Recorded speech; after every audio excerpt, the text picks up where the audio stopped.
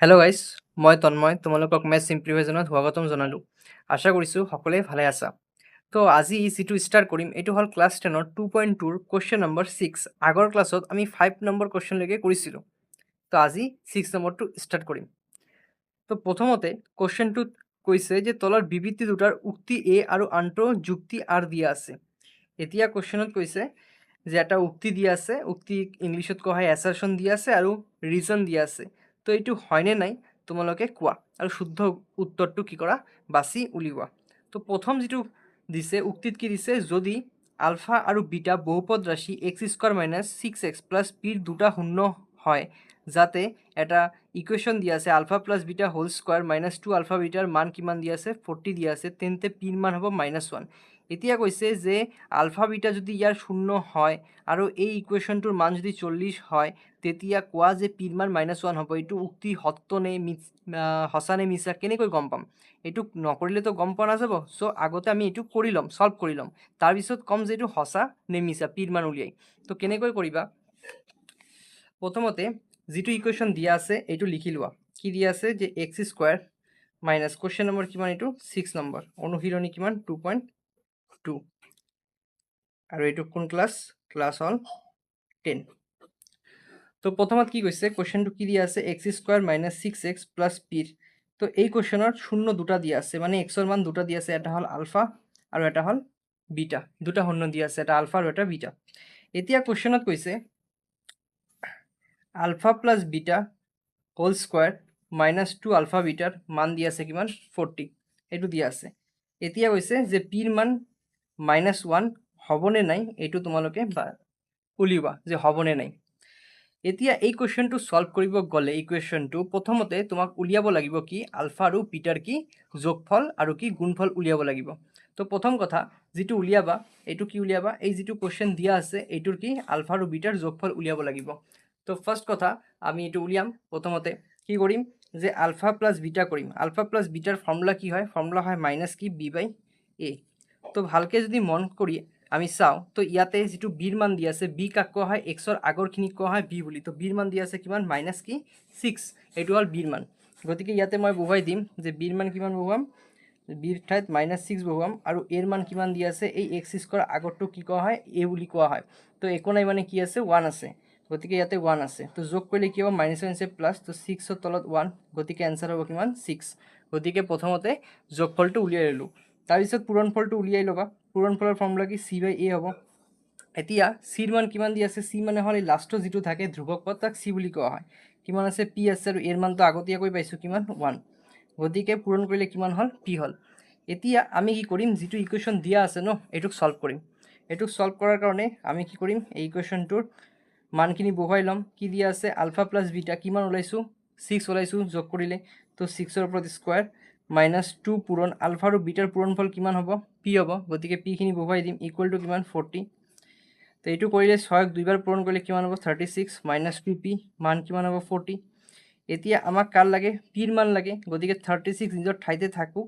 এই 42 প্লাছ আছে, ইফালে আহিলে কি হ'ব? মাইনাছ হ'ব, আৰু এই -2p এইফালে লৈ যাওঁ, কি হ'ব? প্লাছ কি হৈ যাব? 2p হৈ যাব। এতিয়া কি কৰিবা? 36ৰ পৰা 40 মাইনাছ কৰিলে কিমান হ'ব? 4 হ'ব, কিন্তু ডাঙৰটোত মাইনাছ থকাৰ কাৰণে -4 হ'ব, ইকুৱেল টু কিমান হ'ল? 2p হ'ল। এতিয়া চাবা, আমাক পিৰ মান লাগে, তো -4, এই পিৰ লগত 2টো পূৰণ হৈ আছে, ইফালে আহিলে ভাগ হ'ব, গতিকে পিৰ মান কিমান হ'ল? যদি মই কৰোঁ কাটাকাটি 2, মানে -2, পিৰ মান হ'ল -2। কিন্তু কুৱেশ্যনত কি কৈছিল যে পিৰ মান কি হ'ব লাগে? 1 হ'ব লাগে, কিন্তু ওলাইছে কিমান? আমাৰ ওলাইছে -2। গতিকে যিটো উক্তি আছে ন, তো উক্তিটো কি আছে? সঁচা নহ'ব, উক্তিটো কি হ'ব? মিছা, মানে সত্য কি নহয়, উক্তিটো সত্য নহয় বুলি কওঁ। এতিয়া নেক্সট আমাক যুক্তি দিছে। যুক্তিটো কি দিছে? তো যুক্তি কি দিয়া আছে? তো যুক্তি দিয়া আছে যে ax² কি দিয়া আছে যে ax² + bx + c বহুপদ ৰাশিটোৰ শূন্য দুটাৰ যোগফল আৰু পূৰণফল ক্ৰমে -b/a আৰু কি c/a। তো কথাখিনি ঠিকে কৈছে যে শূন্য দুটাৰ যোগফল কিমান হয়? -b/a হয়, আৰু পূৰণফল কি হয়? c/a। তো কথাখিনি ঠিকে কৈছে, গতিকে এইটো ভুল আছে, কিন্তু এইটো কি আছে? শুদ্ধ আছে। তো শুদ্ধ বিকল্পখিনি কি হ'ব চাই ল'ম এবাৰ। তো উক্তি এ আৰু যুক্তি আৰ দুয়োটাই শুদ্ধ, দুয়োটাতো শুদ্ধ নহয়, গতিকে এইটো অপশ্যন কি নহ'ব। উক্তি এ আৰু উক্তি আর দুয়োটাই শুদ্ধ, এইটোও তো শুদ্ধ, দুয়োটা নহয়, এইটো নহ'ব। উক্তি এ শুদ্ধ, উক্তি এটো শুদ্ধ নাপালোঁ, গতিকে এইটো নহ'ব। এইটো হ'ব ডি নম্বৰটো, উক্তি এইটো অশুদ্ধ কিন্তু যুক্তি আৰটো কি শুদ্ধ, গতিকে এনচাৰ কিমান নম্বৰ হ'ব? ডি নম্বৰটো হ'ব এনচাৰ। তো এইখিনি হ'ল আমাৰ কি 6 নম্বৰ কুৱেশ্যন। এতিয়া যিটো 7 নম্বৰ কুৱেশ্যন আছে এইটো আমি চাম কি কৈছে 7 নম্বৰ কুৱেশ্যনটোত। 7 নম্বৰ কুৱেশ্যনটোত দিয়া আছে যে স্তম্ভ দিয়া আছে। তো এইটো কৰাৰ আগতে 6 নম্বৰটোৰ মই এটা দি আছোঁ কমপ্লিট কুৱেশ্যনটোৰ, তোমালোকে ইয়াৰ পৰা ভালকৈ চাই ল'ব পাৰিবা যে কুৱেশ্যনটোৰ কি হ'ব মানখিনি। তো কুৱেশ্যনখিনি হ'ল এইখিনি বস্তু, গোটেই এই কুৱেশ্যনটো মই যদি ভালকৈ তোমালোকক দিওঁ তো এইখিনি হ'ব, লিখি ল'বা এইখিনি পিছত, তো অসুবিধা নহয় এইখিনি। তো যুক্তিটো কি হ'ব, যিটো যুক্তি আছে যুক্তিৰ মানখিনি কি হ'ব? সঁচা হ'ব, এইখিনি কথা। এতিয়া এনচাৰ ইয়াৰ কিমান হ'ল? এনচাৰটো হ'ল ডি নম্বৰ লাষ্টৰটো। এতিয়া নেক্সট কুৱেশ্যনটো যিটো দিয়া আছে স্তম্ভ দিয়া আছে, স্তম্ভ 1 আৰু স্তম্ভ 2 কেইটাৰ লগত স্তম্ভটোৰ শূন্য দুটাৰ যোগফল আৰু পূৰণফল মিলোৱা, যোগফল আৰু পূৰণফল মিলাব গৈছে। তো ফাৰ্ষ্ট কথা যে এইটোৰ যোগফল পূৰণফল কোনটো হ'ব মিলাই দিয়া। তো প্ৰথম কুৱেশ্যনটো যিটো দিয়া আছে ভালকৈ যদি আমি চাই লওঁ, মই ইয়াতে কৰি দি আছোঁ। প্ৰথমটোত কি দিয়া আছে,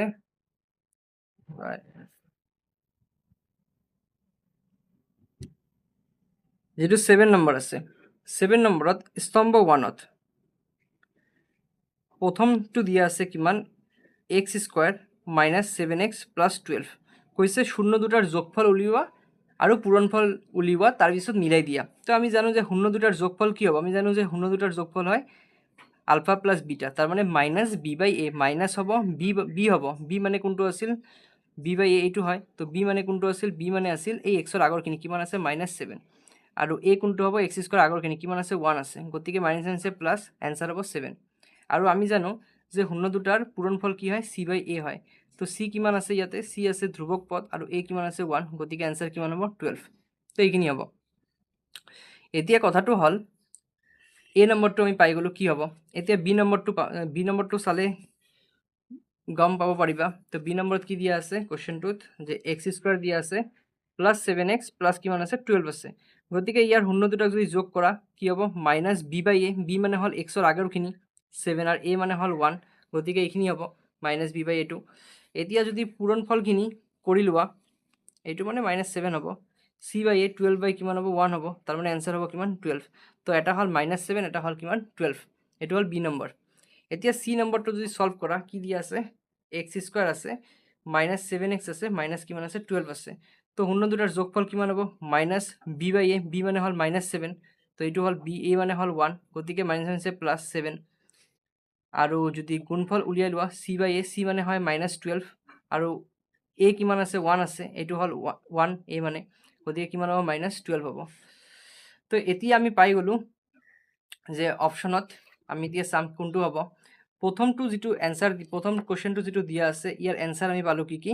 এটা পালোঁ কিমান? 7 আৰু এটা পালোঁ কিমান? 12, 7 আৰু 12 পালোঁ। গতিকে 7 আৰু 12 কিমান নম্বৰত আছে? এইটোত আছে, তাৰমানে এৰ এনচাৰখিনি আমি কি পাইছোঁ? 7, 12, এইটো কিমান নম্বৰত আছে? কিউত আছে। তাৰপিছত বিৰ যিটো আছে বিৰ এনচাৰ কিমান পাইছোঁ? এটা হ'ল -7 আৰু এটা হ'ল 12, তো -7 আৰু 12 কিমানত আছে? আৰত আছে, গতিকে বিৰ এনচাৰটো হ'ব আৰ। আৰু যিটো চি আছে, চিৰ এনচাৰ আমি কিমান পালোঁ? চিৰ এনচাৰখিনি আমি পালোঁ 7 আৰু -12, তো 7 আৰু -12 ক'ত আছে? পিত আছে, গতিকে পি হ'ব। এই অপশ্যনটো কাৰ লগত মিলিছে? এ হ'ল কিউ, বি হ'ল আৰ আৰু চি হ'ল পি। তাহলে এ হ'ল কিউ, বি হ'ল আৰ আৰু চি হ'ল পি। এইটো কোন নম্বৰত অপশ্যন আছে? বি নম্বৰ, গতিকে এনচাৰ কিমান নম্বৰ হ'ব? বি নম্বৰ হ'ব। 8 নম্বৰ কুৱেশ্যনটো দিয়া আছে কি? যে দুটা উক্তি দিয়া আছে, এইটো সঁচা হয় নে মিছা হয় এইটো তোমাক কি ক'ব লাগে। প্ৰথম উক্তিটো দিছে কি? ৰৈখিক বহুপদ ৰাশি এটা লেক এডাল সৰল ৰেখা হয়। উক্তি নম্বৰ 2ত দিছে এটা বহুপদত চলক হৰ হিচাপে কি নাথাকে। দুটা দিছে, সঁচা নে মিছা তুমি কি ক'বা। তো প্ৰথম যিটো আছে ন, প্ৰথম 8 নম্বৰৰ উক্তি যিটো দিয়া আছে, উক্তি মানে ষ্টেটমেণ্ট, উক্তি 1। তো প্ৰথমত কৈছে ৰৈখিক বহুপদ ৰাশি, এইটো আমাক জানিব লাগিব। মই এটা এক্সাম্পল দিলোঁ, ৰৈখিক বহুপদ ৰাশি 2x প্লাছ ধৰা 4 = 0। তো এইটো চোৱা, এক্সৰ ঘাত কিমান আছে? 1 আছে, গতিকে এইটো ৰৈখিক হয় আৰু এটা বহুপদ ৰাশিও হয়। এতিয়া কৈছে এইটো যদি মই লেখ বনাওঁ ন গ্ৰাফ পেপাৰত, তেতিয়া এইটো সৰল ৰেখা হ'ব। চাম হয়নে নাই। এতিয়া চোৱা সলভ কৰিম আগত এক্সৰ মানখিনি উলিয়াই লওঁ 2x = +4 এইফালে গ'লে -4 হ'ব গতিকে মই যদি এক্সৰ মান উলিয়াই লওঁ -4 ভাগ কিমান হ'ব 2 হ'ব কাটাকাটি কৰিলে কিমান হ'ল 2 হ'ল মানে -2 হ'ল গতিকে এক্সৰ মান কিমান হ'ল -2 এতিয়া যদি তোমালোকে গ্ৰাফ বনাই লোৱা এইটোৰ গ্ৰাফটো কেনেকৈ বনায় এনেকুৱা থাকে না গ্ৰাফত যে গ্ৰাফত এইটো থাকে x এইটো থাকে x' বুলি কোৱা হয় এইটো y বুলি কোৱা হয় এইটো y' বুলি কোৱা হয় আৰু মাজৰটো কি কোৱা হয় মূলবিন্দু বুলি কোৱা হয় মানে x অক্ষ y অক্ষ এতিয়া এনেকৈ মান দিয়ে না 1 2 এনেকৈ দিয়ে এইফালে হয় ড্যাশবিলাক হয় -1 -2 y বিলাক হ'ব +1 +2 এনেকৈ ড্যাশবিলাক হ'ব -1 -2 y'2 এতিয়া এক্সৰ মান কিমান দিছে আমাক এক্সৰ মান আছে কিমান -2 ক'ত আছে ইয়াতে আছে না গতিকে এইটো পইণ্ট হ'ল এই পইণ্টেৰে মই যদি কি কৰোঁ এটা গ্ৰাফ বনাওঁ তেনেহ'লে কি হ'ব গ্ৰাফ বনোৱাৰ পিছত এইটো কি হৈ যাব এটা সৰল ৰেখা হ'ব না এটা যদি মই লাইন টানি দিওঁ গতিকে যদি ৰৈখিক কি থাকে বহুপদ থাকে এইটো যদি তোমালোকে গ্ৰাফ বনাই দিয়া ন